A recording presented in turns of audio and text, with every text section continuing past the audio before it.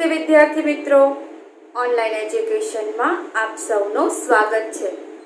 મિત્રો, સમાજશાસ્ત્રમાં આજે આપણે છઠ્ઠું પ્રકરણ ભણીશું, ભારતની મૂળભૂત સામાજિક સંસ્થાઓ.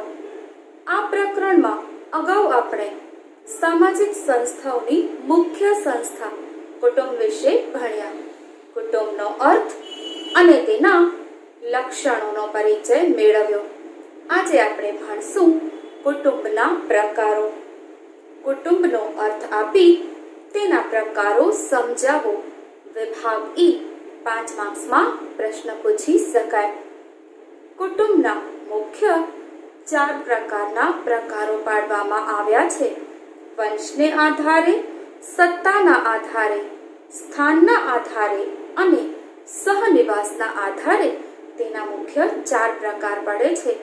આ ચારેય પ્રકારોના પાછા બે પેટા પ્રકાર પાડવામાં આવ્યા છે. જેમ કે વંશને આધારે કુટુંબના પ્રકાર, તો એના 2 પ્રકાર છે, માતૃવંશી કુટુંબ અને પિતૃવંશી કુટુંબ. સત્તાના આધારે કુટુંબના પ્રકારો, જેમાં માતૃસત્તાક કુટુંબ અને પિતૃસત્તાક કુટુંબ. સ્થાનના આધારે કુટુંબના પ્રકારો, જેમાં માતૃસ્થાની કુટુંબ અને પિતૃસ્થાની કુટુંબ. સહનિવાસના આધારે કુટુંબના પ્રકારો, કે જેમાં સંયુક્ત કુટુંબ અને વિભક્ત કુટુંબ. તો આમ કુલ 4 પ્રકારો અને એના બે પેટા પ્રકારો, કુલ 8 પ્રકારો પડે છે. તો ચાલો જોઈએ પ્રથમ પ્રકાર, જે વંશના આધારે છે, માતૃવંશી કુટુંબ.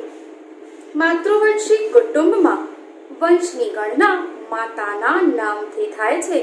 બાળકની પાછળ તેની માતાનું નામ લાગે છે. સત્તા અને મિલકતનો વારસો માતા તરફથી મહિલા બાળકને પ્રાપ્ત થાય છે.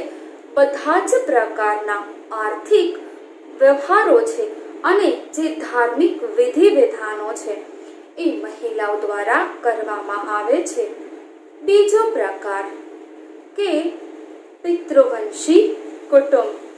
પિતૃવંશી કુટુંબ કે જેમાં વંશની ગણના પિતાના નામથી કરવામાં આવે છે. બાળકની પાછળ તેના પિતાનું નામ લાગે છે.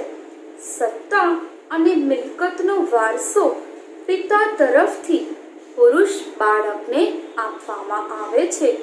બધા જ પ્રકારના આર્થિક વ્યવહારો અને વિધિ વિધાનો કે જેમાં પુરુષો દ્વારા કરવામાં આવે છે.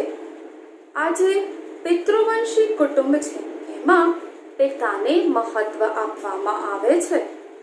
ત્રીજો પ્રકાર માતૃસત્તાક કુટુંબ, કે જે સત્તાને આધારે 2 પ્રકારો પડે છે, માતૃસત્તાક અને પિતૃસત્તાક. ત્રીજો પ્રકાર માતૃસત્તાક કુટુંબ. માતૃસત્તાક કુટુંબમાં માતાની સત્તા સર્વોપરી ગણવામાં આવે છે. આ પ્રકારના કુટુંબમાં મહિલાઓનો ઉચ્ચ સ્થાન જોવા મળે છે. માતૃસત્તાક કુટુંબ કે જેમાં માતાને કુટુંબનો મૂળ ગણવામાં આવે છે. સમાજ જીવનના તમામ પાસાઓ, જેમ કે આર્થિક, સામાજિક, ધાર્મિક, તમામ ક્ષેત્રે મહિલાઓનો પ્રભુત્વ જોવા મળે છે. માતૃસત્તાક કુટુંબ મોટે ભાગે માતૃવંશી અને માતૃસ્થાની જોવા મળે છે. આ પ્રકારના કુટુંબમાં બાળક પાછળ તેની માતાનું નામ લગાડવામાં આવે છે. માતા તરફથી તમામ માલ મિલકત વારસો મહિલા બાળકને પ્રાપ્ત થાય છે, જેમાં પુરુષ બાળકને કોઈ અધિકાર મળતો નથી. લગ્ન પછી દીકરી એની માતાના ઘરે રહે છે અને એનો પતિ એના સાસરિયામાં એટલે કે પત્નીના ઘરે રહેવા માટે જાય છે. માતૃસત્તાક કુટુંબ. આ પ્રકારના કુટુંબમાં મહિલાઓને પ્રમાણમાં વિશેષ સ્વતંત્રતા પ્રાપ્ત થાય છે અને વિશેષ અધિકારો પ્રાપ્ત થાય છે. પોતાના જીવનને લગતા નિર્ણયો લેવામાં મહિલાઓ ખૂબ સ્વતંત્રતા ભોગવે છે.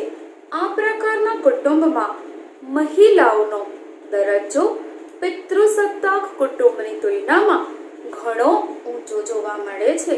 તો આ છે માતૃસત્તાક કુટુંબ. ચોથો પ્રકાર પિતૃસત્તાક કુટુંબ. આ પ્રકારના કુટુંબમાં પુરુષની એટલે કે પિતાની સત્તા, સ્થાન અને દરજ્જો ખૂબ ઊંચો હોય છે. પિતાને કુટુંબનો મૂળ ગણવામાં આવે છે.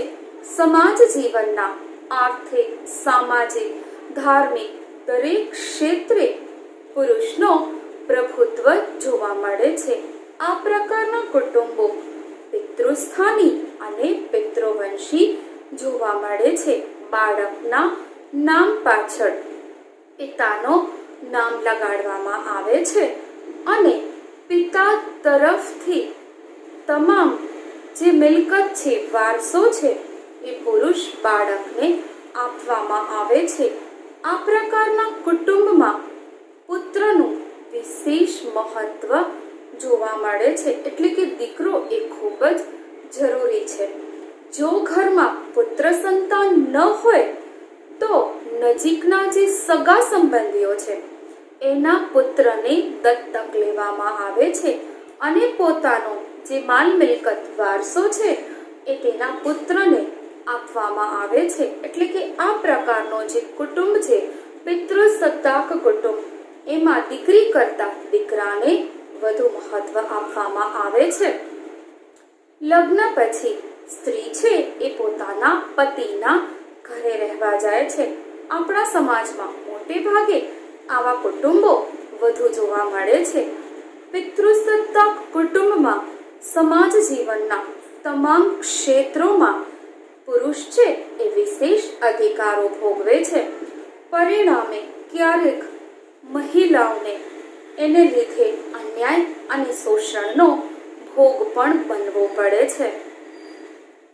પાંચમો પ્રકાર છે માતૃસ્થાની કુટુંબ. સ્થાનના આધારે કુટુંબના બે પ્રકારો છે, માતૃસ્થાની અને પિતૃસ્થાની. માતૃસ્થાની કુટુંબ. માતૃસ્થાનીય કુટુંબમાં મહિલા બાળકને એ માતાનો વારસદાર ગણવામાં આવે છે અને લગ્ન પછી સ્ત્રી એ તેની માતાના ઘરે રહે છે. જ્યારે લગ્ન પછી પુરુષ એ સ્ત્રીના ઘરે એટલે કે એની પત્નીના ઘરે, એના સાસરિયામાં રહેવા માટે જવું પડે છે. સમાજ જીવનના તમામ નિર્ણયોમાં મહિલાઓનો પ્રાધાન્ય જોવા મળે છે. આપણા ભારતના દક્ષિણ વિભાગમાં એટલે કે દક્ષિણ ભારતમાં આવા માતૃસ્થાનીય કુટુંબો વધુ જોવા મળે છે. છઠ્ઠો પ્રકાર પિતૃસ્થાની કુટુંબ. પિતૃસ્થાનીય કુટુંબ કે જેમાં પુરુષ બાળક છે એ પિતાનો વારસદાર ગણવામાં આવે છે. લગ્ન પછી સ્ત્રીને તેના પતિના ઘરે આવીને રહેવું પડે છે અને સમાજ જીવનના તમામ નિર્ણયોમાં પુરુષ છે એ પ્રાધાન્ય ભોગવે છે. તો આ હતા સ્થાનને આધારે તેના બે પ્રકારો. હવે સહનિવાસને આધારે તેના પ્રકારો. તો સંયુક્ત કુટુંબ. સાતમો પ્રકાર સંયુક્ત કુટુંબ. સંયુક્ત કુટુંબ એ કદની દ્રષ્ટિએ ઘણો વિશાળ જોવા મળે છે કે જેમાં બે કે તેથી વધુ પેઢીના લોકો એક સાથે રહે છે અને હા, એક જ રસોડે ભોજન કરે છે. આ પ્રકારના કુટુંબમાં જે સભ્યો છે એ એકબીજાથી રક્ત સંબંધથી કે સગપણ સમૂહથી એકબીજા સાથે જોડેલા હોય છે. આ પ્રકારના કુટુંબમાં જે માલ મિલકત છે એની ઉપર તમામ સભ્યોનો એક સરખો હક જોવા મળે છે. કુટુંબનો વહીવટ કે સંચાલન કુટુંબમાં જે પિતા છે અથવા તો કોઈ મુખ્ય વડીલ છે એના દ્વારા કરવામાં આવે છે. સંયુક્ત કુટુંબમાં વડાની સત્તા અને તેણે લીધેલા નિર્ણયોનો સ્વીકાર કુટુંબના દરેક સભ્યોએ કરવો પડે છે, એનો આદર રાખવો પડે છે. કુટુંબના જે સત્તા છે, વડા છે, એ તેની સત્તા અને વર્ચસ્વ ધરાવે છે. આ પ્રકારના સંયુક્ત કુટુંબમાં વૃદ્ધ, અશક્ત, વિધવા, મહિલાઓ આ બધાને એક પ્રકારની સલામતી પ્રાપ્ત થાય છે, આશ્રય પ્રાપ્ત થાય છે. આ પ્રકારના સંયુક્ત કુટુંબો આપણા ભારતના ગામડાઓમાં આજે પણ જોવા મળે છે. શહેરોમાં તો ક્યાંક ક્યાંક આવા કુટુંબો હવે જોવા મળે છે, પણ ગામડાઓમાં હજી પણ આ પ્રકારના કુટુંબો જોવા મળે છે. 8મો પ્રકાર વિભક્ત કુટુંબ. વિભક્ત કુટુંબ એક કદની દ્રષ્ટિએ ઘણો નાનો હોય છે, જેમાં પતિ પત્ની અને તેના અપરિણિત સંતાનોનો સમાવેશ થાય છે. આ પ્રકારના કુટુંબમાં સત્તા, વહીવટ અને સંચાલન મુખ્ય જવાબદાર વ્યક્તિને એની પાસે હોય છે. કુટુંબ જીવનના તમામ નિર્ણયો સર્વસંમતિથી લેવામાં આવે છે. મિત્રો, આની નીચે અંડરલાઈન કરજો. ભાગ બીમાં પૂછી શકાય કે કયા પ્રકારના કુટુંબમાં નિર્ણયો સર્વસંમતિથી લેવામાં આવે છે? તો વિભક્ત કુટુંબ કે જેમાં નિર્ણયો સર્વસંમતિથી લેવામાં આવે છે. આ પ્રકારના કુટુંબમાં સભ્યો ઓછા હોય છે, તો જેને લીધે વ્યક્તિગત નિર્ણયોને પણ પ્રાધાન્ય આપવામાં આવે છે. આને લીધે આ પ્રકારના કુટુંબમાં કોઈ વિરોધની ભાવના જોવા મળતી નથી. વિભક્ત કુટુંબમાં મહિલા અને બાળકોને સ્વતંત્રતા મળતી હોવાથી વ્યક્તિગત પ્રગતિ અને વિકાસને વધુ તક મળે છે. આપણા મોટા ભાગના શહેરોમાં આ પ્રકારના વિભક્ત કુટુંબ જોવા મળે છે. તો મિત્રો, આ પ્રશ્ન 5 માર્ક્સમાં પૂછી શકાય કે કુટુંબનો અર્થ આપી તેના પ્રકારો સમજાવો. મુખ્ય તેના 4 પ્રકારો છે અને પેટા પ્રકારોને લીધે જોઈએ તો તેના કુલ 8 પ્રકારો પડે છે. બરાબર. પહેલો કયો? વંશના આધારે માતૃવંશી કુટુંબ, પિતૃવંશી કુટુંબ. ત્રીજો માતૃસત્તાક કુટુંબ. ચોથો પિતૃસત્તાક કુટુંબ. પાંચમો માતૃસ્થાનિક કુટુંબ. છઠ્ઠો પિતૃસ્થાનિક કુટુંબ. સાતમો સંયુક્ત કુટુંબ અને આઠમો વિભક્ત કુટુંબ. આ કુલ 8 પ્રકારો છે, જે વંશને આધારે, સત્તાના આધારે, સ્થાનના આધારે અને સહનિવાસના આધારે કુલ એના આ 8 પ્રકારો પાડવામાં આવ્યા છે. મિત્રો, હવે આપણે બીજો પ્રશ્ન ભણીશું. કુટુંબ સંસ્થામાં આવેલું પરિવર્તન. વિભાગ બી 3 માર્ક્સમાં આ પ્રશ્ન પૂછી શકાય. કુટુંબ સંસ્થામાં આવેલું પરિવર્તન એટલે કુટુંબની રચના અને કાર્યમાં આવેલું પરિવર્તન. આધુનિક ભારતમાં આર્થિક વિકાસને કારણે ઉદ્યોગીકરણ થયું, શહેરીકરણ થયું, વાહન વ્યવહાર, સંદેશા વ્યવહારનો વિકાસ થયો, કેટલાક આર્થિક સંગઠનો અસ્તિત્વમાં આવ્યા. આ બધાને કારણે કુટુંબ સંસ્થાના જે પરંપરાગત લક્ષણો હતા એમાં પરિવર્તનો આવ્યા છે. જેમ કે પહેલું, કુટુંબનું કદ નાનું બનતું જાય છે. પરંપરાગત પ્રાચીન સમયમાં સંયુક્ત કુટુંબ પ્રથા અસ્તિત્વમાં હતી, તો એની જગ્યાએ હવે વિભક્ત કુટુંબ પ્રથા અસ્તિત્વમાં આવી છે કે જેને પરિણામે કુટુંબનું કદ નાનું થતું જાય છે. નોકરી કે વ્યવસાયને કારણે હવે લોકો સ્થળાંતર કરતા થયા છે, કારણ કે વાહન વ્યવહાર, સંદેશા વ્યવહારની સગવડોમાં ઘણો વધારો થયો છે. તો નોકરી, ધંધા, વ્યવસાયને કારણે લોકો એક જગ્યાએથી બીજી જગ્યાએ સ્થળાંતર કરે છે, જેને લીધે કુટુંબનો કદ નાનો થતો જાય છે. તો કુટુંબ વચ્ચેના સંઘર્ષના કારણે કુટુંબનો કદ નાનો થતો જાય છે. સંયુક્ત કુટુંબમાં કુટુંબના સભ્યો વચ્ચે એના જે સભ્યો છે એ સભ્યો વચ્ચે એકતા હવે તૂટી રહી છે, કે જેને લીધે કુટુંબો પણ તૂટી રહ્યા છે. એકતા ઘટી ગઈ છે, જેને લીધે કુટુંબો તૂટી રહ્યા છે. આ બધા પ્રસંગોને કારણે હવે કુટુંબનું કદ નાનું થતું જાય છે. બીજું કે જવાબદારીનો ક્ષેત્ર ઘટતું જાય છે. પ્રાચીન સમયમાં સંયુક્ત કુટુંબ પ્રથા હતી કે જેમાં 2 કે તેથી વધુ પેઢીના લોકો એકબીજા સાથે વસવાટ કરતા હતા. જ્યારે આધુનિક ભારતમાં નાના અને મધ્યમ શહેરોનો વિકાસ થયો છે કે જેમાં વિભક્ત કુટુંબો અસ્તિત્વમાં આવ્યા છે. ધીમે ધીમે હવે સંયુક્ત કુટુંબોમાંથી વિભક્ત કુટુંબો બન્યા છે. કુટુંબનું કદ નાનું થઈ ગયું છે. તો જેને લીધે જે જવાબદારીનો ક્ષેત્ર છે એમાં પણ પરિવર્તન આવ્યું છે. વર્તમાન સમયમાં જે આ લોકો વચ્ચેના સંબંધો છે, કુટુંબ વચ્ચેના જે સંબંધો છે એમાં પણ નોંધપાત્ર પરિવર્તન જોવા મળે છે. આધુનિક પેઢી છે એ તેમના દૂરના જે રક્ત સંબંધીઓ છે એને ઓછા મહત્વના ગણે છે અને સંયુક્ત કુટુંબના સભ્યો પ્રત્યે એમની જે જવાબદારી છે, જે ફરજો છે એ અદા કરવી હવે મુશ્કેલ બની જાય છે. જેને લીધે હવે જવાબદારીનો ક્ષેત્ર પણ ઘટતું જાય છે.